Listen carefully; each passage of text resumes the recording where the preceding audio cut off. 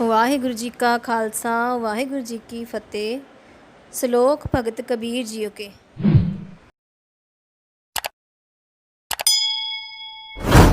कबीर मोह मरने का चाओ है, मरो त हर के द्वार।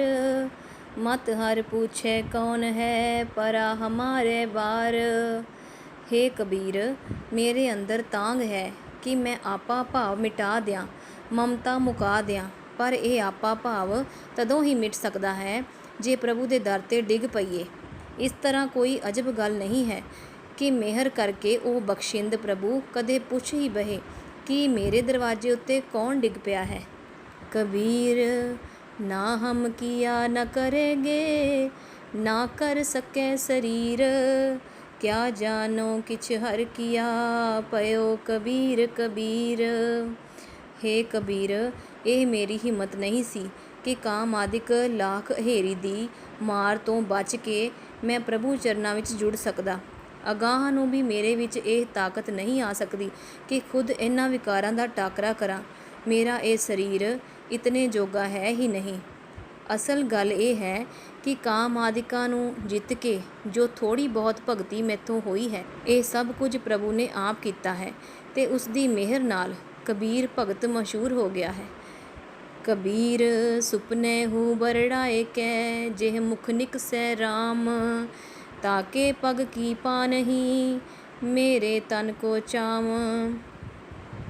हे कबीर, ਸੁੱਤੇ ਪਿਆਂ ਸੁਪਨੇ ਵਿੱਚ ਉੱਚੀ ਬੋਲਿਆਂ ਜੇ ਕਿਸੇ ਮਨੁੱਖ ਦੇ ਮੂੰਹੋਂ ਪਰਮਾਤਮਾ ਦਾ ਨਾਮ ਨਿਕਲੇ ਤਾਂ ਉਸ ਦੇ ਪੈਰਾਂ ਦੀ ਜੁੱਤੀ ਵਾਸਤੇ ਮੇਰੇ ਸਰੀਰ ਦੀ ਖੱਲ ਹਾਜ਼ਰ ਹੈ। ਭਾਵ ਮੈਂ ਹਰ ਤਰ੍ਹਾਂ ਉਸ ਦੀ ਸੇਵਾ ਕਰਨ ਨੂੰ ਤਿਆਰ ਹਾਂ।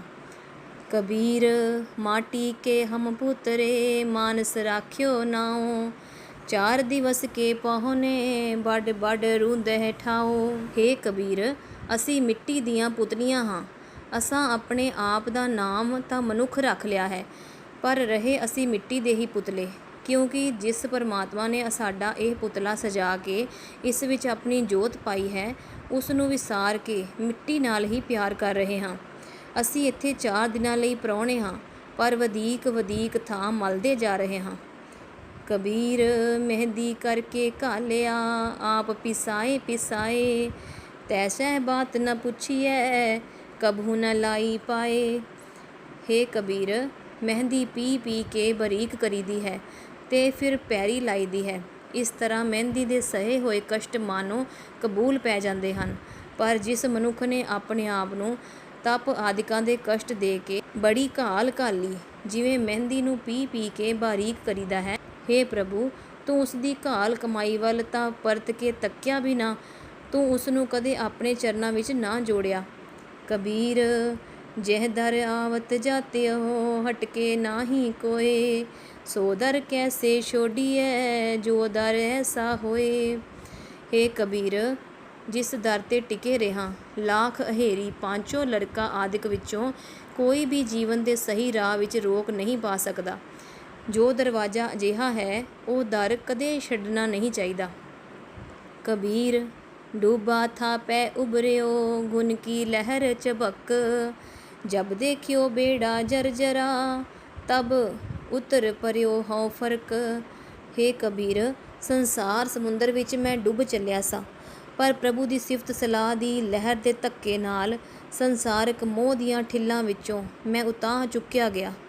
ਪਹਿਲਾਂ ਮੋਹ ਵਿੱਚ ਮਸਤ ਸਾਂ, ਹੁਣ ਅੱਖਾਂ ਖੁੱਲ੍ਹ ਗਈਆਂ। ਉਸ ਵੇਲੇ ਮੈਂ ਵੇਖਿਆ ਕਿ ਜਿਸ ਸਰੀਰਕ ਮੋਹ ਦੇ ਬੇੜੇ ਵਿੱਚ ਮੈਂ ਸਵਾਰ ਹਾਂ, ਉਹ ਥੋੜ੍ਹਾ ਬਹੁਤ ਪੁਰਾਣਾ ਹੋਇਆ ਹੈ। ਵਿਕਾਰਾਂ ਨਾਲ ਸ਼ੇਕੋ ਸ਼ੇਕ ਹੋਇਆ ਪਿਆ ਹੈ। ਮੈਂ ਛਾਲ ਮਾਰ ਕੇ ਆਪਣਤ ਦੇ ਬੇੜੇ ਵਿੱਚੋਂ ਉਤਰ ਪਿਆ। ਮੈਂ ਆਪਣਤ ਸਰੀਰਕ ਮੋਹ ਛੱਡ ਦਿੱਤਾ, ਪਰ ਇਹ ਸਭ ਕੁਝ ਇਸੇ ਕਰਕੇ ਸੀ ਕਿ ਮੈਂ ਉਹ ਦਰ ਨਾ ਛੱਡਿਆ ਜਿਸ ਦਰ 'ਤੇ ਟਿਕਿਆ ਹਟਕੇ ਨਾਹੀ ਕੋਏ। ਕਬੀਰ ਪਾਪੀ ਭਗਤ ਨ ਭਾਵਈ, ਹਰ ਪੂਜਾ ਨਾ ਸੁਹਾਏ। ਮਾਖੀ ਚੰਦਨ ਪਰ ਹਰੇ, ਜਹ ਬਿਗੰਧ ਤਹ ਜਾਏ। ਹੇ ਕਬੀਰ, ਭਾਵੇਂ ਪ੍ਰਭੂ ਦੇ ਦਰ 'ਤੇ ਟਿਕੇ ਰਹਿਣ ਵਿੱਚ, ਪ੍ਰਭੂ ਦੀ ਸਿਫਤ ਸਲਾਹ ਕਰਨ ਵਿੱਚ ਇਹ ਬਰਕਤ ਹੈ ਕਿ ਸੰਸਾਰ ਸਮੁੰਦਰ ਵਿੱਚੋਂ ਡੁੱਬਣੋਂ ਬਚ ਜਾਈਦਾ ਹੈ, ਪਰ ਵਿਕਾਰੀ ਬੰਦੇ ਨੂੰ ਪਰਮਾਤਮਾ ਦੀ ਭਗਤੀ ਚੰਗੀ ਨਹੀਂ ਲੱਗਦੀ। ਪਰਮਾਤਮਾ ਦੀ ਪੂਜਾ ਸੁਖਾਂਦੀ ਨਹੀਂ, ਸੁਖ ਦੇਣ ਵਾਲੀ ਨਹੀਂ ਜਾਪਦੀ। ਵਿਕਾਰੀ ਬੰਦੇ ਦਾ ਸੁਭਾਅ ਮੱਖੀ ਵਾਂਗ ਹੋ ਜਾਂਦਾ ਹੈ। ਮੱਖੀ ਸੋਹਣੀ ਖੁਸ਼ਬੂ ਵਾਲੇ ਚੰਦਨ ਨੂੰ ਤਿਆਗ ਦਿੰਦੀ ਹੈ, ਜਿੱਥੇ ਬਦਬੂ ਹੋਵੇ ਉੱਥੇ ਜਾਂਦੀ ਹੈ। ਕਬੀਰ ਬੈਦ ਮੁਆ ਰੋਗੀ ਮੁਆ, ਮੁਆ ਸਭ ਸੰਸਾਰ। ਏਕ ਕਬੀਰਾ ਨਾ ਮੁਆ, ਜਹ ਨਾਹੀ ਰੋਵਨ ਹਾਰ। ਹੇ ਕਬੀਰ, ਮਾਇਕ ਭੋਗਾਂ ਦੀ ਖਾਤਰ ਖੱਪ ਖੱਪ ਕੇ ਸਾਰਾ ਜਗਤ ਸੰਸਾਰ ਸਮੁੰਦਰ ਵਿੱਚ ਡੁੱਬ ਕੇ, ਮਾਇਕ ਮੋਹ ਵਿੱਚ ਡੁੱਬ ਕੇ ਆਤਮਕ ਮੌਤੇ ਮਰ ਰਿਹਾ ਹੈ। ਚਾਹੇ ਕੋਈ ਰੋਗੀ ਹੈ, ਚਾਹੇ ਕੋਈ ਹਕੀਮ ਹੈ। ਭਾਵ ਇੱਕ ਤਾਂ ਉਹ ਬੰਦੇ ਹਨ ਜੋ ਅਣਜਾਣ ਤੇ ਮੂੜ ਹੋਣ ਕਰਕੇ ਜੀਵਨ ਦਾ ਰਾਹ ਜਾਣਦੇ ਹੀ ਨਹੀਂ ਤੇ ਵਿਕਾਰਾਂ ਵਿੱਚ ਫਸੇ ਪਏ ਹਨ। ਦੂਜੇ ਉਹ ਹਨ ਜੋ ਵਿਦਵਾਨ ਪੰਡਿਤ ਹਨ ਤੇ ਮੂਰਖ ਲੋਕਾਂ ਨੂੰ ਉਪਦੇਸ਼ ਕਰਦੇ ਹਨ। ਪਰ ਹਾਲਤ ਦੋਹਾਂ ਦੀ ਇਹ ਹੈ ਕਿ ਇਹਨਾਂ ਦੀ ਸਾਰੀ ਦੌੜ ਭੱਜ ਮਾਇਕ ਭੋਗਾਂ ਵਾਸਤੇ ਹੀ ਹੈ। ਇਹਨਾਂ ਦੇ ਗਿਆਨ ਇੰਦਰੇ ਆਪੋ ਆਪਣੇ ਵਿਸ਼ੇ ਭੋਗਾਂ ਵੱਲ ਖੱਪ ਰਹੇ ਹਨ, ਭੋਗਾਂ ਨੂੰ ਰੋ ਰਹੇ ਹਨ। ਇੱਕ ਭਗਤੀ ਤੋਂ ਵਾਂਝੇ ਰਹਿਣ ਕਰਕੇ ਇਹ ਸਭ ਆਤਮਕ ਮੌਤੇ ਮਰ ਪਏ ਹਨ।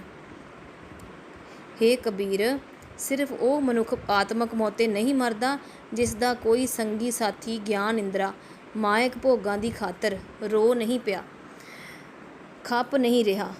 ਅਜਿਹਾ ਮਨੁੱਖ ਸਿਰਫ ਉਹੀ ਹੋ ਸਕਦਾ ਹੈ ਜੋ ਪ੍ਰਭੂ ਦਰ ਨਹੀਂ ਛੱਡਦਾ, ਕਿਉਂਕਿ ਪ੍ਰਭੂ ਦਰ ਤੇ ਰਿਹਾ ਹਟ ਕੇ ਨਾ ਹੀ ਕੋਈ। ਕਬੀਰ ਰਾਮ ਨ ਧਿਆਇਓ, ਮੋਟੀ ਲਾਗੀ ਖੋਰ। ਕਾਇਆ ਹਾਂਡੀ ਕਾਠ ਕੀ, ਨਾ ਉਹ ਚਰੇ ਬਹੋਰ। ਹੇ ਕਬੀਰ, ਜਿਸ ਮਨੁੱਖ ਨੇ ਪਰਮਾਤਮਾ ਦਾ ਸਿਮਰਨ ਨਹੀਂ ਕੀਤਾ, ਉਸ ਨੂੰ ਅੰਦਰੋਂ ਅੰਦਰ ਵਿਕਾਰ ਖੋਖਲਾ ਕਰੀ ਜਾਂਦੇ ਹਨ ਤੇ ਉਹ ਸਹਿਜੇ ਸਹਿਜੇ ਆਤਮਕ ਮੌਤੇ ਮਰਦਾ ਜਾਂਦਾ ਹੈ। ਜਿਵੇਂ ਲੱਕੜ ਦੀ ਹਾਂਡੀ ਚੁੱਲ੍ਹੇ ਉੱਤੇ ਇੱਕ ਵਾਰੀ ਸੜ ਕੇ ਮੁੜ ਚੁੱਲ੍ਹੇ ਉੱਤੇ ਨਹੀਂ ਚੜ੍ਹ ਸਕਦੀ, ਤਿਵੇਂ ਵਿਕਾਰਾਂ ਦੀ ਅੱਗ ਵਿੱਚ ਸੜ ਮੋਏ ਮਨੁੱਖ ਦਾ ਇਹ ਸਰੀਰ ਹੈ ਜੋ ਇਸ ਨੂੰ ਦੂਜੀ ਵਾਰੀ ਨਹੀਂ ਮਿਲਦਾ। ਕਬੀਰ ਐਸੀ ਹੋਏ ਪਰੀ, ਮਨ ਕੋ ਭਾਵਤ ਕੀਨ। ਮਰਨੇ ਤੇ ਕਿਆ ਡਰਪਨਾ, ਜਬ ਹਾਥ ਸਿਧੌਰਾ ਲੀਨ। ਜਿਸ ਮਨੁੱਖ ਨੂੰ ਪ੍ਰਭੂ ਮਨ ਭਾਉਂਦੀ ਭਗਤੀ ਦੀ ਦਾਤ ਬਖਸ਼ਦਾ ਹੈ, ਜਿਸ ਉੱਤੇ ਇਹ ਅਜਬ ਮਿਹਰ ਹੁੰਦੀ ਹੈ, ਉਹ ਮਨੁੱਖ ਵੀ ਖੁਸ਼ੀ ਖੁਸ਼ੀ ਆਪਾ ਭਾਵ ਤਿਆਗਦਾ ਹੈ। ਹੇ ਕਬੀਰ, ਜਦੋਂ ਕੋਈ ਇਸਤਰੀ ਆਪਣੇ ਪਤੀ ਦੇ ਮਰਨ 'ਤੇ ਹੱਥ ਵਿੱਚ ਸੰਧੂਰਿਆ ਹੋਇਆ ਨਾਰੀਅਲ ਫੜ ਕੇ ਹੱਥ ਵਿੱਚ ਸੰਧੂਰਿਆ ਹੋਇਆ ਨਾਰੀਅਲ ਫੜ ਲੈਂਦੀ ਹੈ ਤਾਂ ਉਹ ਮਰਨ ਤੋਂ ਨਹੀਂ ਡਰਦੀ। ਕਬੀਰ ਰਸ ਕੋ ਗਾਂਡੋ ਚੂਸੀਐ, ਗੁਣ ਕੋ ਮਰੀਏ ਰੋਏ। ਅਵਗੁਣਿਆਰੇ ਮਾਨਸੇ, ਭਲੋ ਨ ਕਹੇ ਹੈ ਕੋਏ। ਹੇ ਕਬੀਰ, ਰਸ ਨਾਲ ਭਰਿਆ ਹੋਇਆ ਗੰਨਾ ਵੇਲਣੇ ਵਿੱਚ ਪੀੜਿਆ ਜਾਂਦਾ ਹੈ। ਭਾਵ ਰਸ ਦੀ ਦਾਤ ਦੇ ਬਦਲੇ ਵਿੱਚ ਉਸ ਨੂੰ ਇਹ ਮੁੱਲ ਦੇਣਾ ਪੈਂਦਾ ਹੈ ਕਿ ਉਹ ਵੇਲਣੇ ਵਿੱਚ ਪੀੜੀਦਾ ਹੈ। ਸੋ ਗੁਣਾਂ ਦੇ ਬਦਲੇ ਔਗੁਣਾਂ ਨੂੰ ਛੱਡ ਕੇ ਆਪਾ ਭਾਵ ਵੱਲੋਂ ਮਰਨਾ ਹੀ ਪੈਂਦਾ ਹੈ। ਜੋ ਮਨੁੱਖ ਆਪਾ ਭਾਵ ਨਹੀਂ ਤਿਆਗਦੇ ਤੇ ਵਿਕਾਰਾਂ ਵੱਲ ਹੀ ਰੁਚੀ ਰੱਖਦਾ ਹੈ, ਉਸ ਵਿਕਾਰੀ ਮਨੁੱਖ ਨੂੰ ਜਗਤ ਵਿੱਚ ਕੋਈ ਬੰਦਾ ਚੰਗਾ ਨਹੀਂ ਆਖਦਾ। ਭਾਵ ਭਗਤੀ ਦੀ ਦਾਤ ਤੋਂ ਵਾਂਝਿਆ ਰਹਿੰਦਾ ਹੈ ਤੇ ਜਗਤ ਵਿੱਚ ਬਦਨਾਮੀ ਵੀ ਖੱਟਦਾ ਹੈ। ਕਬੀਰ ਗਾਗਰ ਜਲ ਭਰੀ, ਆਜ ਕਾਲ ਜੈ ਹੈ ਫੂਟ। ਗੁਰ ਜੋ ਨਾ ਚੇਤੇ ਹੈ ਆਪਣੋ, ਅਧ ਮਾਝ ਲਿਜੇ ਹੈ ਗੇ ਲੂਟ। ਹੇ ਕਬੀਰ, ਮਿੱਟੀ ਦਾ ਕੱਚਾ ਘੜਾ ਪਾਣੀ ਨਾਲ ਭਰਿਆ ਹੋਇਆ ਹੈ, ਉਹ ਛੇਤੀ ਹੀ ਫੁੱਟ ਜਾਂਦਾ ਹੈ। ਇਸ ਸਰੀਰ ਦੀ ਵੀ ਇਹੀ ਪਾਇਆ ਹੈ, ਸਦਾ ਕਾਇਮ ਨਹੀਂ ਰਹਿ ਸਕਦਾ। ਮਨੁੱਖਾ ਜਨਮ ਦਾ ਮਨੋਰਥ ਪ੍ਰਾਪਤ ਕਰਨ ਲਈ ਇਸ ਸਰੀਰ ਦਾ ਮੋਹ ਇਸ ਦੇ ਨਾਸ਼ ਹੋਣ ਤੋਂ ਪਹਿਲਾਂ ਹੀ ਤਿਆਗਣਾ ਹੈ। ਆਪਣੀ ਮਰਜ਼ੀ ਤਿਆਗ ਕੇ ਗੁਰੂ ਦੇ ਦੱਸੇ ਹੋਏ ਰਾਹ ਉੱਤੇ ਤੁਰਨਾ ਹੈ। ਪਰ ਜੋ ਮਨੁੱਖ ਆਪਣੇ ਗੁਰੂ ਨੂੰ ਯਾਦ ਨਹੀਂ ਰੱਖਦੇ, ਸਰੀਰਕ ਮੋਹ ਵਿੱਚ ਫਸ ਕੇ ਗੁਰੂ ਨੂੰ ਭੁਲਾ ਬੈਠਦੇ ਹਨ, ਗੁਰੂ ਦੇ ਦੱਸੇ ਰਾਹ ਨੂੰ ਵਿਸਾਰ ਦਿੰਦੇ ਹਨ, ਉਹ ਮਨੁੱਖ ਜ਼ਿੰਦਗੀ ਦੇ ਸਫ਼ਰ ਦੇ ਅੱਧ ਵਿੱਚ ਹੀ ਲੁੱਟ ਜਾਂਦੇ ਹਨ। ਕਾਮ ਆਦਿਕ ਵਿਕਾਰ ਆਪਣੇ ਜਾਲ ਵਿੱਚ ਫਸਾ ਕੇ ਉਹਨਾਂ ਦੇ ਸਾਰੇ ਗੁਣ ਨਾਸ ਕਰ ਦਿੰਦੇ ਹਨ। ਵਿਕਾਰਾਂ ਵਿੱਚ ਪੈ ਕੇ ਇੱਥੋਂ ਦੀ ਰਾਸ ਪੂੰਜੀ ਵੀ ਮੁੱਕ ਜਾਂਦੀ ਹੈ ਤੇ ਪਰਲੋਕ ਵੀ ਵਿਗੜ ਜਾਂਦਾ ਹੈ। ਕਬੀਰ ਕੁਕਰ ਰਾਮ ਕੋ, ਮੁਤੀਆ ਮੇਰੋ ਨਾਉ। ਗਲੇ ਹਮਾਰੇ ਜੇਵਰੀ, ਜੈ ਖਿੰਚੇ ਤਹਿ ਜਾਓ। ਹੇ ਕਬੀਰ, ਮੈਂ ਆਪਣੇ ਮਾਲਕ ਪ੍ਰਭੂ ਦੇ ਦਰ ਦਾ ਕੁੱਤਾ ਹਾਂ, ਪ੍ਰਭੂ ਦੇ ਦਰਵਾਜ਼ੇ 'ਤੇ ਹੀ ਟਿਕਿਆ ਰਹਿੰਦਾ ਹਾਂ ਤੇ ਇਸ ਕਰਕੇ ਮੇਰਾ ਨਾਮ ਵੀ ਮੋਤੀ ਪੈ ਗਿਆ ਹੈ। ਭਾਵ ਦੁਨੀਆ ਵੀ ਮੈਨੂੰ ਪਿਆਰ ਨਾਲ ਬੁਲਾਉਂਦੀ ਹੈ। ਮੇਰੇ ਮਾਲਕ ਪ੍ਰਭੂ ਨੇ ਮੇਰੇ ਗਲ ਵਿੱਚ ਰੱਸੀ ਪਾਈ ਹੋਈ ਹੈ। ਜਿੱਧਰ ਉਹ ਮੈਨੂੰ ਖਿੱਚਦਾ ਹੈ ਮੈਂ ਉੱਧਰ ਹੀ ਜਾਂਦਾ ਹਾਂ। ਕਬੀਰ ਜਪਨੀ ਕਾਠ ਕੀ ਕਿਆ ਦਿਖਲਾਵਹਿ ਲੋਏ, ਹਿਰਦੇ ਰਾਮ ਨ ਚੇਤਹੀ ਇਹ ਜਪਨੀ ਕਿਆ ਹੋਏ। ਹੇ ਕਬੀਰ, ਤੂੰ ਤੁਲਸੀ, ਰੁਦਰਾਖ ਆਦਿਕ ਦੀ ਮਾਲਾ ਹੱਥ ਵਿੱਚ ਲੈ ਕੇ ਕਿਉਂ ਲੋਕਾਂ ਨੂੰ ਵਿਖਾਉਂਦਾ ਫਿਰਦਾ ਹੈ? ਤੂੰ ਆਪਣੇ ਹਿਰਦੇ ਵਿੱਚ ਤਾਂ ਪਰਮਾਤਮਾ ਨੂੰ ਯਾਦ ਨਹੀਂ ਕਰਦਾ। ਹੱਥ ਵਿੱਚ ਫੜੀ ਹੋਈ ਇਸ ਮਾਲਾ ਦਾ ਕੋਈ ਲਾਭ ਨਹੀਂ ਹੋ ਸਕਦਾ। ਕਬੀਰ ਬਿਰਹ ਭੁਯੰਗਮ ਮਨ ਬਸੈ, ਮੰਤ ਨ ਮਾਨੇ ਕੋਏ, ਰਾਮ ਬਿਯੋਗੀ ਨਾ ਜੀਏ, ਜੀਏ ਤਬੌਰਾ ਹੋਏ।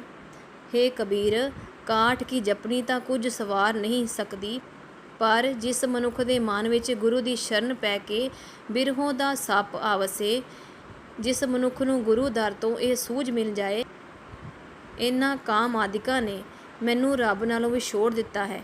ਕਾਮ ਆਦਿਕਾਂ ਦਾ ਕੋਈ ਮੰਤਰ ਉਸ ਉੱਤੇ ਨਹੀਂ ਚੱਲ ਸਕਦਾ। ਪਰਮਾਤਮਾ ਤੋਂ ਵਿਛੋੜੇ ਨੂੰ ਮਹਿਸੂਸ ਕਰਨ ਵਾਲਾ ਮਨੁੱਖ ਜਿਉਂ ਹੀ ਨਹੀਂ ਸਕਦਾ। ਭਾਵ ਪਰਮਾਤਮਾ ਤੋਂ ਵਿਛੋੜੇ ਦਾ ਅਹਿਸਾਸ ਇੱਕ ਐਸਾ ਡੰਗ ਹੈ ਕਿ ਇਸ ਦਾ ਡੰਗਿਆ ਹੋਇਆ ਬੰਦਾ ਮਾਇਕ ਭੋਗਾਂ ਵਾਸਤੇ ਜਿਉ ਹੀ ਨਹੀਂ ਸਕਦਾ। ਜਿਹੜਾ ਜੀਵਨ ਉਹ ਜਿਉਂਦਾ ਹੈ, ਦੁਨੀਆ ਦੇ ਭਾਣੇ ਉਹ ਝੱਲਿਆਂ ਵਾਲਾ ਜੀਵਨ ਹੈ। ਕਬੀਰ ਪਾਰਸ ਚੰਦਨੇ ਤਿਨ ਹੈ ਏਕ ਸੁਗੰਧ, ਤਹਿ ਮਿਲਤੇ ਉੱਤਮ ਪਏ ਲੋਹ ਕਾਠ ਨਿਰਗੰਧ। ਹੇ ਕਬੀਰ, ਪਾਰਸ ਅਤੇ ਚੰਦਨ ਇਹਨਾਂ ਦੋਹਾਂ ਵਿੱਚ ਇੱਕ ਇੱਕ ਗੁਣ ਹੈ। ਲੋਹਾ ਅਤੇ ਸੁਗੰਧੀਹੀਨ ਲੱਕੜੀ ਇਹਨਾਂ ਨਾਲ ਛੋਹ ਕੇ ਉੱਤਮ ਬਣ ਜਾਂਦੇ ਹਨ। ਲੋਹਾ ਪਾਰਸ ਨੂੰ ਛੋਹ ਕੇ ਸੋਨਾ ਬਣ ਜਾਂਦਾ ਹੈ। ਸਾਧਾਰਨ ਰੁੱਖ ਚੰਦਨ ਦੇ ਨੇੜੇ ਰਹਿ ਕੇ ਸੁਗੰਧੀ ਵਾਲਾ ਹੋ ਜਾਂਦਾ ਹੈ। ਤਿਵੇਂ ਪਹਿਲਾਂ ਕਾਮ ਆਦਿਕਾਂ ਤੋਂ ਵਿਕਿਆ ਮਨੁੱਖ ਗੁਰੂ ਨੂੰ ਮਿਲ ਕੇ ਰਾਮ ਬਿਯੋਗੀ ਬਣ ਜਾਂਦਾ ਹੈ। ਕਬੀਰ ਜਮ ਕਾ ਠੇਂਗਾ ਬੁਰਾ ਹੈ, ਉਹ ਨਹੀਂ ਸਹਿਆ ਜਾਏ, ਏਕ ਜੋ ਸਾਧੂ ਮੋਹਿ ਮਿਲਿਓ ਤਿਨ ਲੀਆ ਅੰਚਲ ਲਾਏ। ਹੇ ਕਬੀਰ, ਕਾਮ ਆਦਿਕਾਂ ਦੇ ਵਸ ਪਏ ਰਹਿਆਂ ਜਮ ਦਾ ਡੰਡਾ ਸਿਰ ਤੇ ਵੱਜਦਾ ਹੈ। ਜਨਮ ਮਰਨ ਦੇ ਗੇੜ ਵਿੱਚ ਪੈ ਜਾਈਦਾ ਹੈ ਤੇ ਜਮ ਦੀ ਇਹ ਸੱਟ ਇਤਨੀ ਭੈੜੀ ਹੈ ਕਿ ਸਹਾਰਨੀ ਬੜੀ ਔਖੀ ਹੈ। ਪਰਮਾਤਮਾ ਦੀ ਕਿਰਪਾ ਨਾਲ ਮੈਨੂੰ ਗੁਰੂ ਮਿਲ ਪਿਆ। ਉਸ ਨੇ ਆਪਣੇ ਲੜ ਲਾ ਲਿਆ ਤੇ ਮੈਂ ਕਾਮਾਦਿਕਾਂ ਦੇ ਢਹੇ ਨਹੀਂ ਚੜਿਆ। ਕਬੀਰ ਬੈਦ ਕਹੇ ਹਉ ਹੀ ਭਲਾ, ਦਾਰੂ ਮੇਰੇ ਵਸ, ਇਹ ਤੋ ਬਸਤ ਗੋਪਾਲ ਕੀ, ਜਬ ਭਾਵੇ ਲੈ ਖਸ। ਹੇ ਕਬੀਰ, ਹਕੀਮ ਤਾਂ ਆਖਦਾ ਹੈ ਕਿ ਮੈਂ ਬੜਾ ਸਿਆਣਾ ਹਾਂ। ਰੋਗ ਆਉਣ ਤੇ ਜਿੰਦ ਨੂੰ ਸਰੀਰ ਨਾਲੋਂ ਵਿਛੜਨ ਤੋਂ ਬਚਾਉਣ ਲਈ ਇਲਾਜ ਮੇਰੇ ਇਖਤਿਆਰ ਵਿੱਚ ਹੈ। ਮੈਂ ਰੋਗ ਦਾ ਇਲਾਜ ਕਰਨਾ ਜਾਣਦਾ ਹਾਂ, ਪਰ ਇਹ ਜਿੰਦ ਉਸ ਮਾਲਕ ਪ੍ਰਭੂ ਦੀ ਦਿੱਤੀ ਹੋਈ ਅਮਾਨਤੀ ਚੀਜ਼ ਹੈ। ਜਦੋਂ ਉਹ ਚਾਹੁੰਦਾ ਹੈ ਸਰੀਰ ਵਿੱਚੋਂ ਮੋੜ ਲੈਂਦਾ ਹੈ। ਇੱਥੇ ਸਦਾ ਨਹੀਂ ਟਿਕੇ ਰਹਿਣਾ। ਤਾਂ ਤੇ ਜਮ ਦੇ ਠੇਂਗੇ ਦਾ ਖਿਆਲ ਰੱਖੋ ਤੇ ਗੁਰੂ ਦਰ ਤੇ ਆ ਕੇ ਗੁਣ ਕੋ ਮਰੀਏ ਰੋਏ। ਕਬੀਰ ਨੌਬਤ ਆਪਣੀ ਦਿਨ ਦਸ ਲਿਹੋ ਬਜਾਏ, ਨਦੀ ਨਾਵ ਸੰਜੋਗ ਜਿਉ ਬਹੁਰ ਨ ਮਿਲਹਿ ਆਏ। ਹੇ ਕਬੀਰ, ਜੇ ਤੂੰ ਇਹ ਨਹੀਂ ਸੁਣਦਾ ਤਾਂ ਤੇਰੀ ਮਰਜ਼ੀ। ਮਨ ਮੰਨੀਆਂ ਮੌਜਾਂ ਮਾਣ ਲੈ, ਪਰ ਇਹ ਮੌਜਾਂ ਹਨ ਸਿਰਫ 10 ਦਿਨਾਂ ਲਈ ਹੀ। ਜਿਵੇਂ ਨਦੀ ਤੋਂ ਪਾਰ ਲੰਘਣ ਲਈ ਬੇੜੀ ਵਿੱਚ ਬੈਠੇ ਮੁਸਾਫਰਾਂ ਦਾ ਮਿਲਾਪ ਹੈ, ਮੁੜ ਉਹ ਸਾਰੇ ਕਦੇ ਨਹੀਂ ਮਿਲਦੇ, ਤਿਵੇਂ ਮਨ ਮੰਨੀਆਂ ਮੌਜਾਂ ਵਿੱਚ ਗਵਾਇਆ ਹੋਇਆ ਇਹ ਮਨੁੱਖਾ ਸਰੀਰ ਮੁੜ ਨਹੀਂ ਮਿਲੇਗਾ। ਵਾਹਿਗੁਰੂ ਜੀ ਕਾ ਖਾਲਸਾ, ਵਾਹਿਗੁਰੂ ਜੀ ਕੀ ਫਤਿਹ।